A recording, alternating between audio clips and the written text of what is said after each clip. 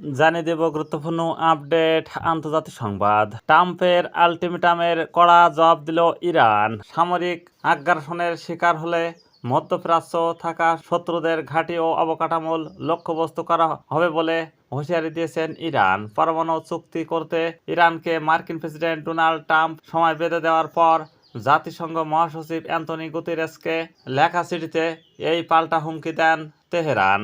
স্থানীয় সময় বৃহস্পতিবার 19 ফেব্রুয়ারি জাতিসংঘ নিযুক্ত ইরানের স্থায়ী দূত সংস্থাটির মহাসচিবকে লেখা চিঠিতে জানান, ইরান যুদ্ধ চায় না, কিন্তু তেহরানের বিরুদ্ধে মার্কিন প্রেসিডেন্ট ডোনাল্ড ট্রাম্পের বক্তব্য সামরিক ও আগ্রাসনের প্রকৃত ঝুঁকির ইঙ্গিত দেয়। চিঠিতে বলা হয়, সামরিক আগ্রাসনের শিকার হলে ইরান সিদ্ধান্তমূলক জবাব দেবে।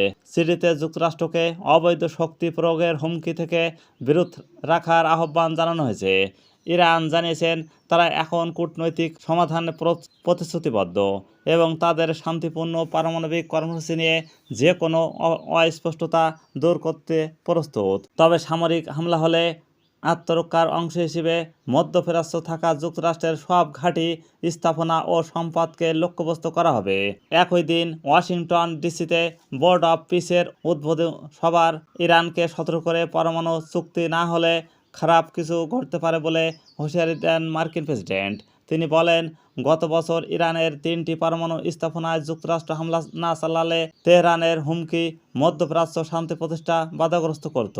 যুক্তরাষ্ট্রকে হয়তো এখন আরও এক ধাপ এগোতে হতো, না হতে পারে হয়তো একটি চুক্তি হবে। আগামী 10 দিনের মধ্যেই সম্ভবত তা জানা যাবে।